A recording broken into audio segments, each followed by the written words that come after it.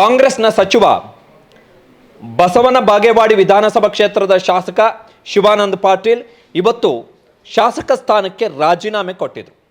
ವಿಧಾನಸಭೆಯ speaker UT Khader ಅವರ ಬಳಿಗೆ ತೆರಳಿ ಖುದ್ದು ಅವರನ್ನೇ ಭೇಟಿ ಮಾಡಿ ರಾಜೀನಾಮೆ ಪತ್ರವನ್ನು ಅವರ ಕೈಗೆ ಕೊಟ್ಟು ಶಾಸಕ ಸ್ಥಾನಕ್ಕೆ ಕೊಟ್ಟಂತಹ ರಾಜೀನಾಮೆಯನ್ನು ಅಂಗೀಕರಿಸಿ ಅಂತೇಳಿ ಪತ್ರವನ್ನು ಕೊಟ್ಟಿದ್ರು.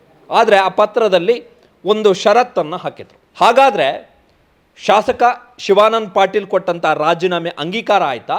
ಮತ್ತು ಶಿವಾನಂದ ಪಾಟೀಲ್ ರಾಜೀನಾಮೆ ಪತ್ರ ಕೊಟ್ಟ ಬಳಿಕ ವಿಜಯಪುರ ನಗರ ವಿಧಾನಸಭಾ ಕ್ಷೇತ್ರದ ಶಾಸಕ ಬಸನಗೌಡ ಪಾಟೀಲ್ ಯತ್ನಾಳ್ ತಮ್ಮ ಮೊದಲ ರಿಯಾಕ್ಷನ್ ಅನ್ನು ಕೊಟ್ಟಿದ್ದಾರೆ. ಪಾಯಿಂಟ್ ನಂಬರ್ 1, ಶಾಸಕ ಶಿವಾನಂದ ಪಾಟೀಲ್ ಅವರು ಕೊಟ್ಟಂತಹ ರಾಜೀನಾಮೆ ಅಂಗೀಕಾರ ಆಗಿಲ್ಲ, ತಿರಸ್ಕೃತವಾಗಿದೆ. ವಿಧಾನಸಭೆಯ ಸ್ಪೀಕರ್ ಯುಟಿ ಖಾದರ್ ಅವರು ಆ ಪತ್ರವನ್ನು ತಿರಸ್ಕಾರ ಮಾಡಿದ್ದಾರೆ. ಕಾರಣ ಏನು ಅಂತ ಹೇಳಿದ್ರೆ, ಅದು ವಿಧಾನಸಭೆಯ ನಿಯಮಗಳ ಪ್ರಕಾರ ಯಾವ ರೂಪದಲ್ಲಿ ಯಾವ ಫಾರ್ಮ್ಯಾಟಲ್ಲಿ ರಾಜೀನಾಮೆಯನ್ನು ಕೊಡಬೇಕಿತ್ತು ಆ ರಾಜೀನಾಮೆಯನ್ನು ಆ ಫಾರ್ಮ್ಯಾಟ್ನಲ್ಲಿ ಆ ಕ್ರಮದಲ್ಲಿ ಕೊಟ್ಟಿಲ್ಲ ಎನ್ನುವಂಥದ್ದು. ಎರಡನೆಯದ್ದು, ಷರತ್ತುಗಳನ್ನು ಹಾಕಿ ರಾಜೀನಾಮೆಯನ್ನು ಕೊಟ್ಟಿದ್ದಾರೆ. ಷರತ್ತುಗಳನ್ನು ಹಾಕಿ ಅಂದರೆ ಯತ್ನಾಳ್ ಅವರು ರಾಜೀನಾಮೆ ಕೊಟ್ಟು ಅವರ ರಾಜೀನಾಮೆ ಅಂಗೀಕಾರ ಆದರೆ ಮಾತ್ರ ನನ್ನ ರಾಜೀನಾಮೆಯನ್ನು ಅಂಗೀಕರಿಸಿ ಅಂತೇಳಿ. ಸೊ ಆ ಷರತ್ತುಗಳನ್ನು ಹಾಕಿ ರಾಜೀನಾಮೆ ಕೊಟ್ಟರೆ ಆ ರಾಜೀನಾಮೆಯನ್ನು ವಿಧಾನಸಭೆಯ ಸ್ಪೀಕರ್ ಅಂಗೀಕಾರ ಮಾಡಕ್ಕೆ ಬರಲ್ಲ. ಸೊ ಯುಟಿ ಖಾದರ್ ಅವರು ಶಿವಾನಂದ ಪಾಟೀಲ್ ಅವರು ಕೊಟ್ಟಂಥ ರಾಜೀನಾಮೆಯನ್ನು ತಿರಸ್ಕಾರ ಮಾಡಿದ್ದಾರೆ ಮತ್ತು ತಮ್ಮ ನಿರ್ಧಾರವನ್ನು ಶಿವಾನಂದ ಪಾಟೀಲ್ ಅವರಿಗೆ ಮನವರಿಕೆ ಮಾಡಿಕೊಟ್ಟಿದ್ದಾರೆ. ನಿಮ್ಮ ರಾಜೀನಾಮೆ ಪತ್ರ ಕ್ರಮಬದ್ಧವಾಗಿಲ್ಲ, ರಾಜೀನಾಮೆಗೆ ಷರತ್ತುಗಳನ್ನು ವಿಧಿಸುವಂತಿಲ್ಲ, ಹಾಗಾಗಿ ನಿಮ್ಮ ರಾಜೀನಾಮೆ ಪತ್ರವನ್ನು ತಿರಸ್ಕರಿಸ್ತಾ ಇದ್ದೀನಿ ಅಂತೇಳಿ. ಇದಾದ ಬಳಿಕ ಶಾಸಕ ಬಸನಗೌಡ ಪಾಟೀಲ್ ಯತ್ನಾಳ್ ಅವರು ತಮ್ಮ ಮೊದಲ ರಿಯಾಕ್ಷನ್ ಅನ್ನು ಕೊಟ್ಟಿದ್ದಾರೆ. ಉತ್ತರನ ಪೌರುಷ ವಲಯ ಮುಂದೆ ರಾಜೀನಾಮೆ ಅಂಗೀಕಾರ ಆಗೋದಿಲ್ಲ ಅಂತ ಗೊತ್ತಿದ್ದರೂ ಪುಕ್ಕಟೆ ಪ್ರಚಾರಕ್ಕೆ ರಾಜೀನಾಮೆ ಕೊಟ್ಟು ರಾಜೀನಾಮೆಯನ್ನು ತಿರಸ್ಕಾರ ಮಾಡುವಂಥವರು ಇದ್ದಾರೆ ಎಂಬುವುದೇ ಸೋಜಿಗದ ಸಂಗತಿ. ಶಾಸಕರು ರಾಜೀನಾಮೆ ಕೊಡುವುದಕ್ಕೆ ರೀತಿ ರಿವಾಜು ಇರುತ್ತೆ ಎಂಬುದು ಇವರಿಗೆ ಗೊತ್ತೇ ಇಲ್ಲ. ಇವರು ರಾಜೀನಾಮೆ ಕೊಡುವುದು, ಸಭಾಧ್ಯಕ್ಷರು ತಿರಸ್ಕರಿಸುವ ಬೃಹನ್ ನಾಟಕ ಸಂಪನ್ನವಾಯಿತು. ಸಭಾಧ್ಯಕ್ಷರಾದ ಖಾದರ್ ಅವರು ಈ ರೀತಿಯಾದ ರಾಜೀನಾಮೆ ಸ್ವೀಕೃತವಾಗುವುದಿಲ್ಲ ಎಂಬುದನ್ನು ಅವರಿಗೆ ತಿಳಿಸಬೇಕಿತ್ತು. ಸಚಿವ ಸಂಪುಟದ ಹಿರಿಯ ಸಚಿವರೊಬ್ಬರು ಈ ರೀತಿಯಾದ ರಾಜಕೀಯ ನಾಟಕವನ್ನಾಡುತ್ತಿರುವುದು ಹಾಸ್ಯಾಸ್ಪದವಾಗಿದೆ.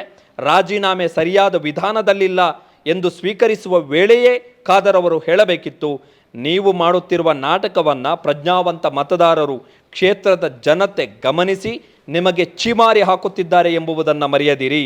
ಇವರಿಗೆ ನಿಜಕ್ಕೂ ತಾಕತ್ತಿದ್ದರೆ, ಅಂದರೆ ಶಿವಾನಂದ ಪಾಟೀಲ್ಗೆ ನಿಜಕ್ಕೂ ತಾಕತ್ತಿದ್ದರೆ ಸರಿಯಾದ ರೀತಿಯಲ್ಲಿ ರಾಜೀನಾಮೆ ಕೊಟ್ಟು ಅಸಲಿ ಹೋರಾಟಕ್ಕೆ ಸಜ್ಜಾಗಲಿ ಅಂತೇಳಿ ಕೌಂಟರ್ ಅಟ್ಯಾಕನ್ನು ಮಾಡಿದ್ದಾರೆ ಬಸನಗೌಡ ಪಾಟೀಲ್ ಯತ್ನಾಳ್. ಸೊ ಇದೊಂದು ನಾಟಕ. ಯತ್ನಾಳ್ ರಾಜೀನಾಮೆ ಕೊಡಲ್ಲ, ಪಾಯಿಂಟ್ ನಂಬರ್ 1.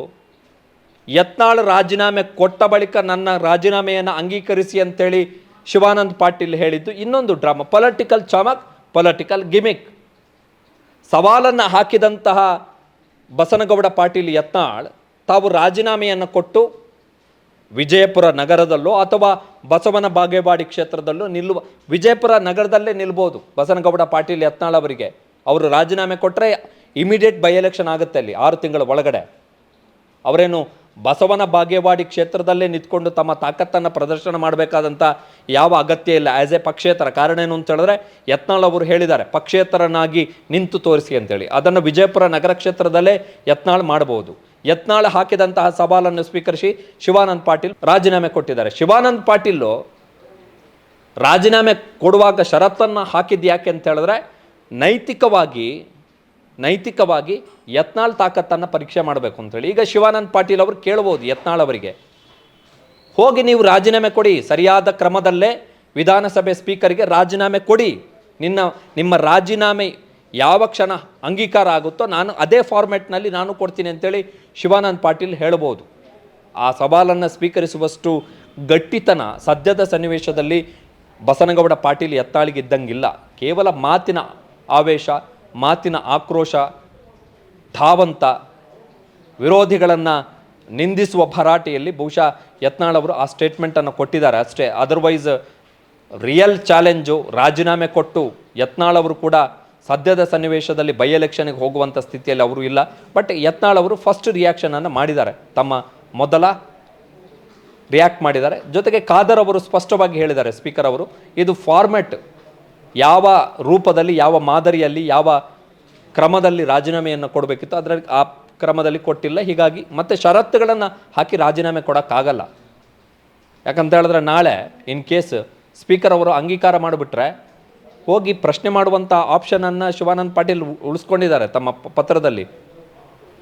ಸೊ ಸ್ಪೀಕರಿಗೆ ಅಂತಹ ರೈಡರ್ಗಳನ್ನು, ಅಂತಹ ಷರತ್ತುಗಳನ್ನು ಹಾಕಿ ಸ್ಪೀಕರ್ ಅವರ ಮೇಲೆ ನಿರ್ಬಂಧಗಳನ್ನು ಹೇರೋಕ್ಕಾಗಲ್ಲ. ಯಾಕಂತ ಹೇಳಿದ್ರೆ ಸ್ಪೀಕರು ವಿಧಾನಸಭೆಯ ಮಾಸ್ಟರ್ ಮಾಲೀಕ ಅವರು.